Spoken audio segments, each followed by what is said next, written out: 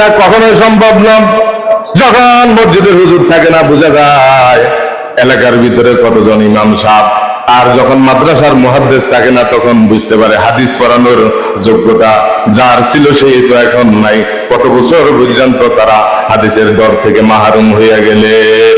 ও আল্লাহর বান্দা, নবীর উম্মত, আজকে দেখেন যেখান থেকে ইসলামের বাতি চালু হইতে থাকবে, ওই জায়গা থেকে ইহুদি মুশরিকদের একটা ষড়যন্ত্র যদি আলেমদেরকে দূরে সরাইতে পারে, তাহলে মুসলমানদেরকে কচুকাটা করা তাদের জন্য সহজ হয়ে যাবে। কান্না সুবহানাল্লাহ। এই যে বিড়ি খাওয়া বলেন, এটা হালাল না হারাম? হুজুরেরা কত ওয়াজ করে, বাংলাদেশ সরকারও দেখবেন এখানে লেখা আছে ধূমপান করার কারণে স্ট্রোক হয়। নবীজি জীবনে কখনো বিড়ি টানে নাই, নাউযুবিল্লাহ। কোন নবী জীবনে বিড়ি খায় নাই, কিন্তু মুসলমানের সন্তান আমরা মুসলমান বলে দাবি করি, অথচ মুখের ভিতরে বিড়ি টানি।